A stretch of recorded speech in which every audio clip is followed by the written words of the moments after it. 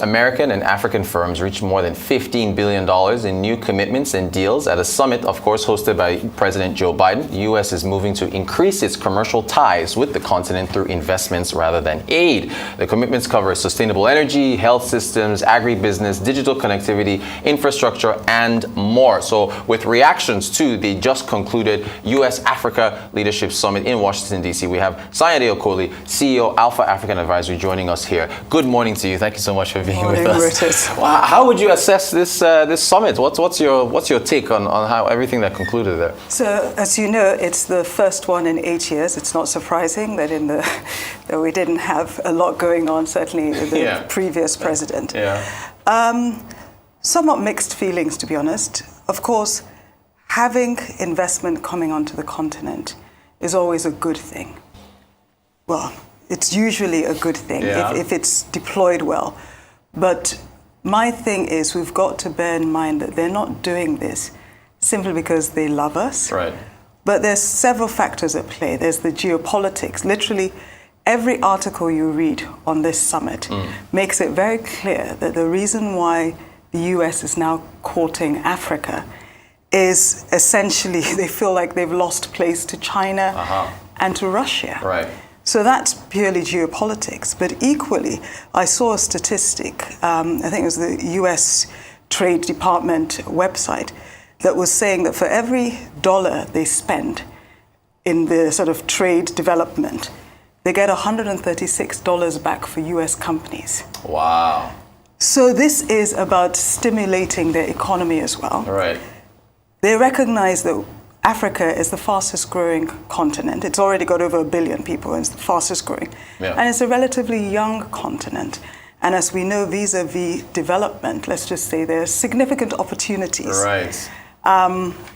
So I think we should approach it with that level of maturity and recognize it for what it is. All right.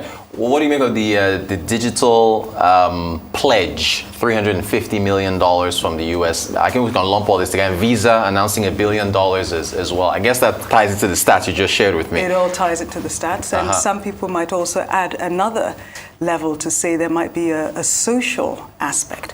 Because if you think about it, digital connectivity is connectivity to the, as we used to call it, the World Wide Web. And some parts of the world are more dominant in the creation and dissemination of content in the World Wide Web. Right. So the more Africans are connected, then the more we are consuming. What they're sharing. What they're sharing. The more our cultures and traditions and mindsets are being shaped by people outside of us. See, this is why we have you on, because you give us the nitty-gritty on these stories beyond the headlines. I want to ask you about, I think Microsoft is also announcing a digital skills program in Kenya. Is that all good as far as more skills coming to the African continent from these big tech corporations? I think the way I would respond to it is it all altruistic. I don't honestly think so, because equally, the more people who are digitally literate, it creates a demand for their products. Right. Okay. And I'm sure there's some good intent there. But we also have to bear in mind that it will benefit them as well. I want to also ask you about the barriers to entry, if that's a correct term to use for digital skills, a laptop, internet connection. Poor communities, are they left out of that, considering what you need to get to access these skills? I don't think that it is, the barrier is the technology requirements, because you know that in our parts of the world you have these what do they call them?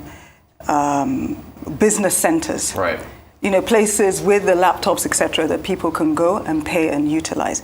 I think the bigger barrier is actually the literacy rate, because if somebody cannot read, then they can't actually get onto the websites, they can't go onto the learning platforms.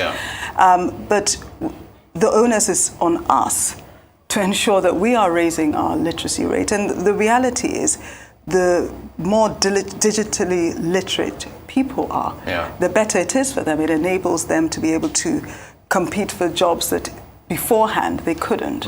So there's certainly significant benefits that could and should accrue to those who take advantage of what's out there for them. Yeah. Finally, I mean, you already mentioned this earlier, but you think of Vladimir Putin, Joe Biden, Xi Jinping. Can Africa maintain relations with these warring factions, if you will? Since I don't know, maybe with a beautiful bride, but how do you think we can manage that? Or do we, are we good just staying out of it and just letting them chase us? I think for a question like that, I think to be able to respond to it appropriately, we need to disaggregate Africa. Yeah.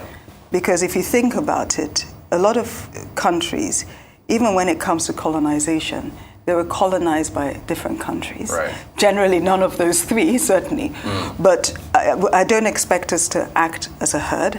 I do expect some countries would display greater dexterity in being able to navigate the tensions than others. I think this is a case where you don't utilize a blunt instrument. It requires serious and high-level diplomacy to ensure that you come out of this and it's still a win for you as a country. Look, we thank you for your time. We always appreciate you coming on to enlighten us on these issues. The CEO of Alpha African Advisory, Sanyade Okoli, thank you so much for joining us.